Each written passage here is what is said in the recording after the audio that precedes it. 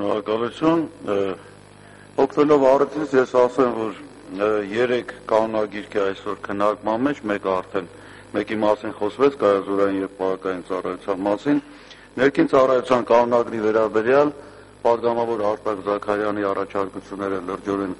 քննարկվել են եւ մեր կողմից եւ Պաշտպանության նախարարության կողմից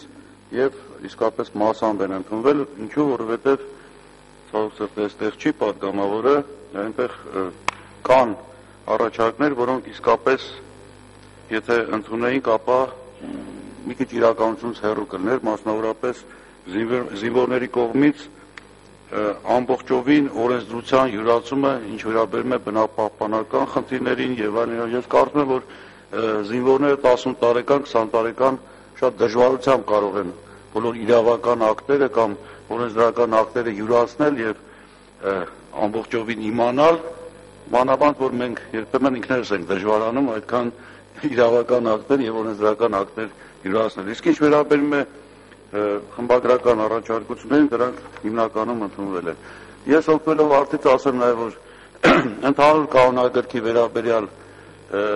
լսումներ է եղել հանձնաժողովի կողմից, կազմակերպվել է լսումներ եւ 3-րդ կանոնագիրքը, որը հիմնական ընդգրկում կանոնագիրքն է, այժմ դեռևս քննարկման մեջ է Պաշտպանության նախարարության կողմից, հանձնաժողովի կողմից համատեղ կարգով, լսումների մասնակցած միջազգային դիտորդները, փորձագետները եւս առաջարկություններ են արել եւ որոշ աշխատանք բանելուց հետո այն շուտով եւս կներկայացվի խորհրդարանի քննարկմանը։